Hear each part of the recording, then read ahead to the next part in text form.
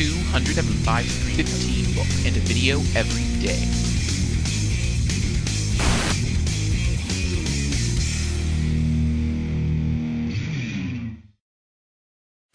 Hey again, it's me, not Jack. Well, my name is not Jack, but on the internet I go by the name Jacobane. Anyway, here's what's been happening since the last time I posted. Alright, here's what I've got done so far.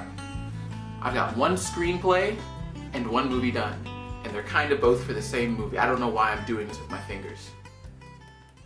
Can you guess what movie it is? That's right, Avatar. The James Cameron sci-fi action-adventure about a guy looking for something worth fighting for. In it, Jake Sully, a hardened Marine that's bound to a wheelchair, travels to Pandora, an alien planet. On this planet, the indigenous people, the Na'vi, happen to be living on the richest deposit of a mineral ore that the company wants. Through a Na'vi likeness, Jake must help the humans decide how to get the indigenous people to move, by diplomacy or by force. So what did I think of it? Now, back when Avatar was first coming out, I was actually really excited about it. I mean, come on, it's a James Cameron action film set on a different planet that he's been working on for like the past 8 years. That, in itself, just sounds like it's full of awesomeness. And then I saw it. Now, don't get me wrong, the 3D in it actually looked pretty cool. The world itself was freaking amazing. But I came out of it kind of bored. And to be honest, I couldn't really figure out why I was bored. It felt like everyone did a comparable job in the acting department. It felt like the actual world building, the CGI, the 3D, that they were really on par, well, not even on par, higher than the standards that anyone had ever set before. But still, I came out feeling slightly disappointed. So why did I come out feeling disappointed? Well, that's kind of why I wanted to do this one first. Avatar is one of the most high-grossing movies ever made, and if I can figure out why I came out disappointed, then maybe I'll become one step closer to becoming a better filmmaker. So we're going to start with the screenplay.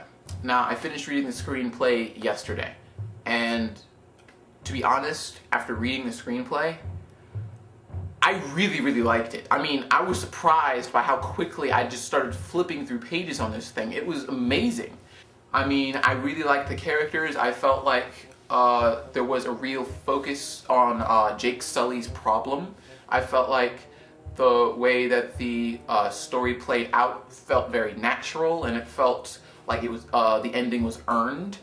I really liked it. So then what was my problem with the original release?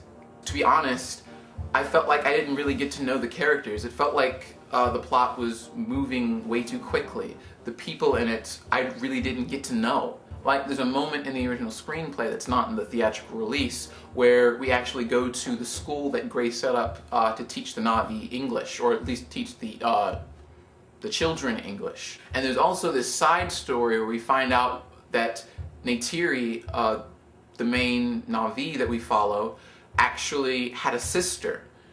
And the sister died after this attack on the school, which I think would have been really interesting to have that kind of backstory, to really ground yourself in these characters and the life or death situations that they might go through. And now, on to when I watched it this time.